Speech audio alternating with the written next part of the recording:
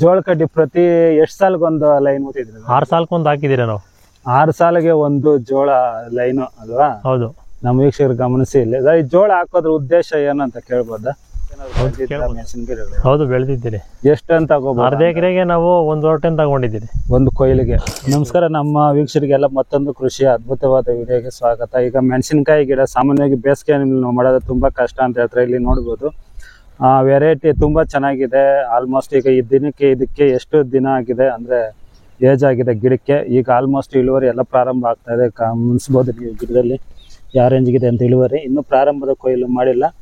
ಇದು ಬೇಸಿಗೆನಲ್ಲಿ ಇಷ್ಟು ಚೆನ್ನಾಗಿ ಗಿಡ ಮಾಡಿರೋದಕ್ಕೆ ಮತ್ತೆ ಇದರಿಂದ ವೆರೈಟಿ ಏನು ಎಲ್ಲ ಮಾಹಿತಿಗಳನ್ನ ರೈತರ ಹತ್ರ ತಿಳ್ಕೊಳ್ಳೋಣ. ಬಾಲಕೃಷ್ಣ ಅಂತೇಳಿ ಸುಮಾರು ವಿಡಿಯೋಗಳು ನೋಡಿದ್ರು ನಮ್ಮ ಚಾನಲ್. ಸರ್ ನಮಸ್ಕಾರ. ನಮಸ್ಕಾರ. ನಿಮ್ಮ ಕೃಷಿಯ ಮತ್ತೊಂದು ವಿಡಿಯೋಗೆ ಬಂದಿದ್ದೀವಿ, ಹಸಿ ಮೆಣಸಿನಕಾಯಿ ಗಿಡ. ಹೌದು. ನಿಮ್ಮ ಹೆಸರು ನಾನೇ ಹೇಳ್ಬಿಟ್ಟಿದ್ದೀನಿ, ಬಾಲಕೃಷ್ಣ ಮಾಸ್ತಿ ಅಂತ. ಮುಂದೆ ಬೆಳಗ್ಗೆ ನೇರವಾಗಿ ಹೋಗ್ಬೇಕಾದ್ರೆ ಸರ್, ಈಗ ವೆರೈಟಿ ಯಾವ್ದು ಸೆಲೆಕ್ಟ್ ಮಾಡ್ಕೊಂಡಿದ್ರೆ ಹೇಗೆ? ಧೂಮ್ F1 ಅಂತಿದ್ದು. F1 ಧೂಮ್. ಹೌದು. ಇದು ಗಿಡಕ್ಕೆ ಎಷ್ಟು ಗಿಡ ಅಂದ್ರೆ ಎಷ್ಟು ದಿನ ಆಗಿದೆ ನಾಟಿ ಮಾಡಿದ್ದಾರೆ? ಇದಕ್ಕೆ 50 ದಿನ ಆಗಿದೆ. ಅಂದ್ರೆ 50 ದಿನ ಅಂದ್ರೆ ಆಲ್ಮೋಸ್ಟ್ ಈಗ 1.25 ತಿಂಗಳು ಅಥವಾ 1.25 ತಿಂಗಳಾಗಿದೆ. ಇನ್ನು ಕಾಯಿ ಕೊಯ್ಲು ಮಾಡಿಲ್ಲ? ಇಲ್ಲ, ಇಲ್ಲ. ಇನ್ನೊಂದು 1 ವೀಕ್ ಅಲ್ಲಿ ಅರೆಸ್ಟ್ ಮಾಡ್ಬೇಕು ಕಾಯಿ. ಈಗ ಬೇಸಿಗೆನಲ್ಲೂ ತುಂಬಾ ಚೆನ್ನಾಗಿದೆ ಸುಳಿ ಎಲ್ಲ. ನಾನು ಯಾವ ತರ ಔಷಧಿಗಳು ಮೇಂಟೈನ್ ಮಾಡಿದ್ರ, ಹೆಂಗೆ ಟ್ರಿಪ್ಸ್ ಏನು ಕಂಡಿದ್ಯಾ? ವೈರಸ್ ಏನಾದ್ರು ಇದೆಯಾ ತೋಟದಲ್ಲಿ?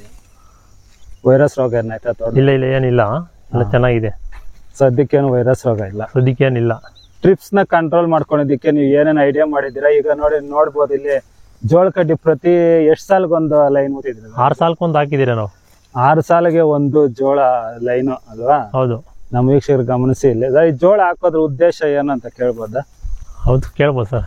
ಹೇಳಿ ಸರ್. ಹಂಗೆ ಬಾರ್ಡರ್ ಜೋಳ ಹಾಕೋದು ಏನು ಉದ್ದೇಶ ಅಂದ್ರೆ, ನಮ್ದು ಇವಾಗ ಹೂವ ಟೆಂಪ್ರೇಚರ್ ಇರ್ತದೆ ಆಲ್ ರೌಂಡ್ ಬಿಸಿ ಎಲ್ಲ ಹೊಲಗಳು. ಅದು ಸ್ವಲ್ಪ ಟೆಂಪ್ರೇಚರ್ ಬಂದಾಗ ಅವಾಯ್ಡ್ ಮಾಡ್ತದೆ, ಗಾಳಿನ ಅವಾಯ್ಡ್ ಮಾಡ್ತದೆ. ಗಾಳಿ ಮಳೆಗೂ ಟ್ರಿಪ್ಸ್ ಎಲ್ಲ ಸ್ವಲ್ಪ ನಮ್ಗೆ ಒಂದು ಕಾಂಪೌಂಡ್ ಇದ್ದಂಗೆ ಜೋಳ ಇರುತ್ತೆ. ನಮ್ಮ ವೀಕ್ಷಕರು ಗಮನಿಸಿ ಇಲ್ಲಿ ಸ್ವಲ್ಪ ಮೇಲ್ಗಡೆ ತೋರಿಸ್ತೀನಿ. ಹಾಗೆ ನೋಡಿ ಸುತ್ತಮುತ್ತ ನೋಡಿ ತೋಟ ಫುಲ್ 6 ಲೈನ್ಗೆ ಒಂದು, ಮತ್ತೆ ಬಾರ್ಡರ್ ಅಲ್ಲಿ ಎಲ್ಲ ಗಮನಿಸಿ ಇಲ್ಲಿ ಫುಲ್ ತೋಟ ಕಾಂಪೌಂಡ್ ಫೆನ್ಸಿಂಗ್ ತರ ಜೋಳದಲ್ಲೇನೆ ಕವರ್ ಮಾಡಿದ್ದಾರೆ. ಒಳಗಡೆ ಅಂತ ತುಂಬಾ ಚೆನ್ನಾಗೇ ಇದೆ. ಸರ್ ಇದು ಮತ್ತೆ ಎಷ್ಟು ಬೈಲಲ್ಲಿ ಮಾಡಿರೋದು ಹೇಗೆ ಅಂತ? ಸರ್ ಒಂದು ಅರ್ಧ ಎಕರೆ ಮಾಡಿದೀನಿ ನಾವು. ಅರ್ಧ ಎಕರೆಗೆ ಎಷ್ಟು ಸಾವಿರ ಗಿಡ ಸಸಿ? 3,500 ನಾಟಿ ಮಾಡಿದೀನಿ. ಸರ್ ಬೆಡ್ ಮಾಡಿರೋದು ನೀವು ಇದೇ ಬೆಳೆಗೆ ಅಥವಾ ಬೇರೆ ಎರಡನೇ ಬೆಳೆ? ಇದೇ ಬೆಳೆಗೆ ಮಾಡೋದು. ಮಣ್ಣಿಗೆ ಏನೇನು ಹಾಕಿರೋದು? ನಾವು ನಾಟಿ ಗೊಬ್ಬರ ಕೊಟ್ಟಿದೀವಿ, DAP 15 ಕೊಟ್ಟಿದೀವಿ ಮಣ್ಣಿಗೆ. ಹೌದು. ನಾಟಿ ಗೊಬ್ಬರ ಎಷ್ಟು ಕೆಜಿ ಹಾಕಿದ್ದೀರಾ? ನಾಟಿ ಗೊಬ್ಬರ ನಾವು ಕೊಟ್ಟಿದ್ದೀವಿ 6 ಲೋಡ್ ಅರ್ಧ ಎಕರೆಗೆ. ಅಂದ್ರೆ ಟ್ಯಾಕ್ಟ್ರಿ ಲೋಡ್? ಅರ್ಧ ಎಕರೆಗೆ ಅಷ್ಟು ಕೊಟ್ಟಿದ್ದೀರಾ? ಹೌದು. ಇದಕ್ಕೆ ಔಷಧಿಗಳು ಅಂದ್ರೆ ಟ್ರಿಪ್ಸ್ ಕಂಟ್ರೋಲ್ ಮಾಡೋದಕ್ಕೆ ಮೇನ್ ಬೇಸಿಗೆನಲ್ಲಿ ಟ್ರಿಪ್ಸ್ ಸಮಸ್ಯೆ ಅಂತಾನೆ ಹೇಳ್ಬೋದು. ನಾವು ಬೇಸಿಗೆನಲ್ಲಿ ಮೇನ್ ಬಂದ್ಬಿಟ್ಟು ನಾವೆಲ್ಲ ಬೊಯ್ಯೋದೇ ಬಳಸ್ತೀರಿ. ಬೊಯ್ಯೋ ಜಾಸ್ತಿ ಯೂಸ್ ಮಾಡ್ತೀವಿ? ಹೌದು, ಬೊಯ್ಯೋದೇ. ಇವಾಗ 3 ಕೋಟ ಮಾಡಿದೀವಿ ಅಷ್ಟೇ ಇದಕ್ಕೆ ಬೊಯ್ಯೋದು.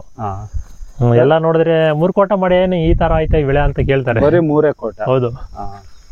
ಅದೇನಾದ್ರು ಔಷಧಿಗಳ ಹೆಸರುಗಳೇನಾದ್ರು ಇದೆ ನೋಡ್ಬೇಕು. ಸರಿ. ಆಮೇಲೆ 3 ಕೋಟ ಬೇಸಿಗೆನಲ್ಲಿ ಅಂದ್ರೆ ಸಾಮಾನ್ಯವಾಗಿ ಅದ್ಭುತ ಅಂತಾನೆ ಹೇಳ್ಬೋದು. ಮಳೆಗಾಲದಲ್ಲಿ ಇದ್ದಂಗಿದೆ ಬೆಳೆ ಇದು.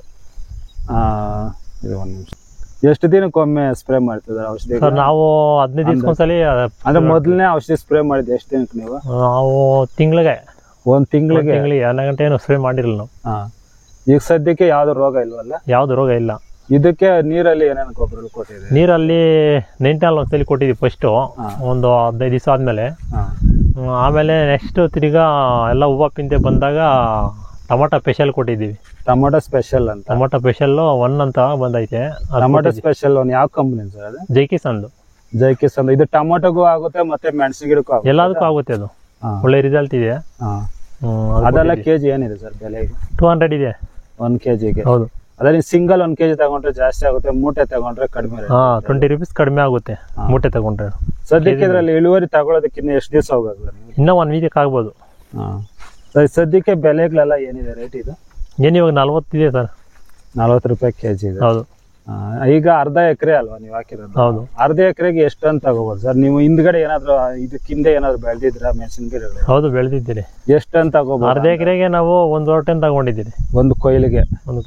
ಒಂದು ಕೊಯ್ಲಿಗೆ ಒಂದ್ಸಲ ಬಿಡಿಸಿದ್ರೆ? ಹೌದು ಅಲ್ವಾ? ಟೋಟಲ್ ಎಷ್ಟು ನಿರೀಕ್ಷೆ ಮಾಡ್ಬೋದು ಬೆಳೆ ಚೆನ್ನಾಗಿರೋ ಲಾಸ್ಟ್ ವರ್ಗು? ಬೆಳೆ ಚೆನ್ನಾಗಿದ್ರೆ ತಗೊಬೋದು 4 ಟನ್. 4 ಟನ್ ಬರುತ್ತಾ ಅರ್ಧ ಎಕರೆಗೆ? ಅಂದ್ರೆ ಲೈಫ್ ಚೆನ್ನಾಗಿ ಮತ್ತೆ ಗಿಡ ನೋಡ್ಕೊಂಡ್ರೆ ಚೆನ್ನಾಗಿ ಚಿಗುರಿ ಮತ್ತೆ ಕಾಯಿ ಬರ್ತಾ ಇರುತ್ತಲ್ವಾ? ಮಳೆಗಾಲದಕ್ಕೆ ಚೆನ್ನಾಗಿ ಬರುತ್ತೆ ಚಿಗುರಿ. ನಾವು ಬೇಸಿಗೆ ಕಾಲದಲ್ಲೆಲ್ಲಾನು ಸ್ವಲ್ಪ ಅಷ್ಟೊಂದು ಚಿಗುರು ನೀಟಾಗಿ ಬರಲ್ಲ, ಕಾಯಿ ಲಾಂಗ್ ಬರಲ್ಲ. ಒಂದ್ಸಲ ವಿಡಿಯೋದಲ್ಲಿ ತೋರಿಸಿರಿ ಚಿಗುರು ಬಿಟ್ಟು ಕಾಯಿ ಗುಡ್ಡೆಗಳು ಹೌದು. ಅದ್ಯಾವ ಕಾಲದಲ್ಲಿ ಹಾಕಿದ್ರು? ಅದು ಬೇಸಿಗೆ ಮಳೆಗಾಲದಲ್ಲಿ ಇದ್ದಿದ್ದು, ಅವಾಗೆಲ್ಲ ಡಾಗ್ ಬಂದ್ಬಿಟ್ಟು ಹೋಗ್ಬಿಡ್ತು ಕಾಯಿ ನಮ್ದು. ಮಳೆಗಾಲದಲ್ಲಿ ಬೇಜಾನ್ ಕಾಯಿ ಬಿಟ್ಟಿತ್ತು, ಆದ್ರೆ ಅದು ಡ್ಯಾಮೇಜ್ ಆಯ್ತು. ಎಷ್ಟು ಇದಕ್ಕೆ ಅಂದ್ರೆ ಸರ್ ನಿಮ್ಮ ಅನುಭವದ ಪ್ರಕಾರ ಮೆಣಸು ಗಿಡ ವೆರೈಟಿ ತುಂಬಾ ಬೆಳೆದಿರ್ತೀರಲ್ವಾ? ಹೌದು ಸರ್. ಇದ್ರಲ್ಲಿ ಯಾವ ಸೀಸನ್ ಅಲ್ಲಿ ನಾಟಿ ಮಾಡ್ಕೊಂಡ್ರೆ ಉತ್ತಮ ಬೆಳೆನಲ್ಲಿ ಆಮೇಲೆ ರೇಟ್ಗಳು ಬರೋದ್ರಲ್ಲಿ? ಫೆಬ್ರವರಿ ಮೇಲೆ ಕೂತ್ಕೊಂಡ್ರೆ ಸ್ವಲ್ಪ ಪರವಾಗಿಲ್ಲ. ಫೆಬ್ರವರಿನಲ್ಲೇ ಗಿಡ ನಾಟಿ ಮಾಡ್ಬೇಕು. ಅಂದ್ರೆ ಅವು ಬೇಸಿಗೆನಲ್ಲಿ ಬೆಳೆ ಮಾಡೋದು ಕಷ್ಟ ಅನ್ಬಿಟ್ಟು ಟ್ರಿಪ್ಸು ಮೈಟ್ಸು ಜಾಸ್ತಿ ಇರ್ತದೆ, ಅದಕ್ಕೆ ಕಂಟ್ರೋಲ್ ಮಾಡಿ ಬೆಳೆ ಮಾಡಿದ್ರೆ ನಾವು ರೇಟ್ ಸಿಗ್ಬೋದು. ಒಟ್ಟಿನಲ್ಲಿ ಬೇಸಿಗೆನಲ್ಲಿ ಬೆಳೆ ಮಾಡಿದ್ರೆ ಕಷ್ಟಪಟ್ಟು ರೇಟ್ ಸಿಗ್ಬೋದು ಅಂತ ನಾವು ಮಾಡಿರೋದು. ಇವಾಗ ನಮ್ಮ ವೀಕ್ಷಕರು ಗಮನಿಸಿಲಿ ನೋಡಿ, ನೆಲದಲ್ಲೆಲ್ಲ ತಿಪ್ಪೆ ಗೊಬ್ಬರ ಇನ್ನೂ ಹಂಗೆ ಚೆನ್ನಾಗೇ ಇದೆ. ಇದು ಇನ್ನೂ ಮೆಣಸಿನ ಗಿಡ ಆದ್ಮೇಲೆ ಇದ್ರೆ ಬೆಡ್ ಮೇಲೆ ಇನ್ನೊಂದು ಬೆಳೆ ಮಾಡ್ಬೋದು. ಈಗ ಇಲ್ಲಿ ಸುತ್ತ ಜೋಳ ಇರೋದಕ್ಕೂ ತೋಟಕ್ಕೆ ತಂಪಾಗಿರುತ್ತಲ್ವಾ? ಹೌದು ಸರ್. ನಾ ಇಲ್ಲಿ ಗಮನಿಸಿದಂಗೆ ಕಳೆಗಳಿಗೆ ಔಷಧಿ ಸ್ಪ್ರೇ ಮಾಡಿದ್ರಲ್ವಾ? ಒಂದು ಕಳೆನೂ ಒರೆಸಿಲ್ಲ ನಾವು, ಎಲ್ಲ ಕಳೆ ಔಷಧಿಯಲ್ಲೇ ನಾವು ನಾಶನ ಮಾಡಿರೋದು. ಅಂದ್ರೆ ಇದಕ್ಕೆ ಗಿಡಕ್ಕೆ ಏನ್ ಡ್ಯಾಮೇಜ್ ಆಗಲ್ವಾ ಕಳೆ ಔಷಧಿ? ಅಂದ್ರೆ ತ್ಯಾಮ ಇದ್ದಾಗ ಒಳಗೆ ಬರ್ತಾರೆ ಇದು. ಈಗ ಸಾಮಾನ್ಯವಾಗಿ ಈ ಬೆಡ್ಡಿಂದ ಈ ಹೊರಗಡೆ ಬೇರ್ ಬಂದ್ಬಿಟ್ಟಿರುತ್ತಲ್ವಾ? ಅದೇ ತ್ಯಾಮ ಆಗಿದ್ರೆ ಬಂದ್ಬಿಟ್ಟಿದ್ದು. ಇವಾಗ ತ್ಯಾಮ ಆಗೈತೆ ಮಳೆ ಬಿದ್ದು, ಅವಾಗೆಲ್ಲ ಮಳೆ ಇರಲಿಲ್ಲ, ತ್ಯಾಮ ಇರಲಿಲ್ಲ, ಅವಾಗ ಬೇರ್ ಬಂದಿರಲ್ಲ. ನಾವ್ ಎಷ್ಟು ನೀರ್ ತ್ಯಾಮ ಮಾಡಿರ್ತೇವೆ ಅಷ್ಟೇ ಬೇರ್ ಇರ್ತದೆ. ಬೆಡ್ ಹತ್ರ ಮಾತ್ರ ಇರ್ತದೆ. ಈ ಕವರಲ್ಲೆಲ್ಲ ಮದ್ದು ಬಿದ್ರೇನು ಒಳಗಡೆ ಹೋಗಲ್ಲ, ಅದಕ್ಕೆ ನಾವು ಈ ಬೈಲಲ್ಲೇ ಸ್ಪ್ರೇ ಮಾಡ್ತೀರಿ. ಬೈಲಲ್ಲೇ ಮಾಡ್ತೀವಿ. ಗಾಳಿ ಟೈಮಲ್ಲಿ ಕಡಿಮೆ ಪ್ರೆಷರ್ ಇಟ್ಕೊಂಡು ಚಾರ್ಜಿಂಗ್ ಪಂಪಲ್ಲಿ ನಿಧಾನಕ್ಕೆ ಗಿಡಕ್ಕೆ ಟಚ್ ಆಗದಿರಾ, ಗಾಳಿ ಕೂಡ ಹೋಗ್ಬಾರ್ದು, ಗಿಡಕ್ಕೂ ಟಚ್ ಆಗದಿರ ನಿಧಾನಕ್ಕೆ ಇದರಲ್ಲೇ ಸ್ಪ್ರೇ ಮಾಡ್ತೀರಿ.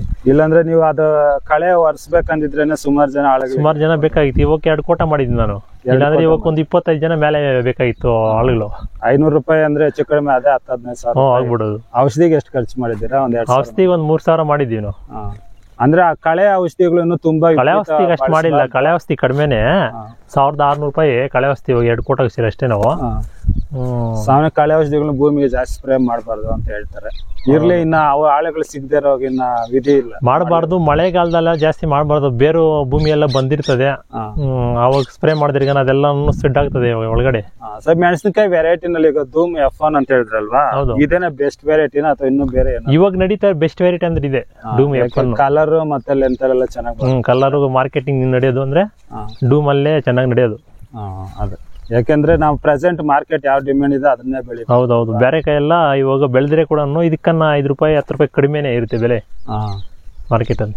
ಸರ್, ನಿಮ್ಗೆ 4 ರೂಪಾಯಿ ಅಂದ್ರೂ ಹೆಚ್ಚು ಕಡಿಮೆ 5 ಟನ್ ಕಾಯಿ ಕುಯ್ಕೊಂಡ್ರೆ ಒಂದ್ 2 ಲಕ್ಷ ರೂಪಾಯಿ ಆದ್ರೂ ಆಗುತ್ತೆ. ಹೌದು. ಖರ್ಚು ಎಷ್ಟು ಮಾಡಿದ್ರೆ ಸರ್ ಇದಕ್ಕೆಲ್ಲ ನಾವು ಒಂದು 35,000 ಮಾಡಿದ್ವಿ, ಅರ್ಧ ಎಕರೆಗೆ. ಹೌದು.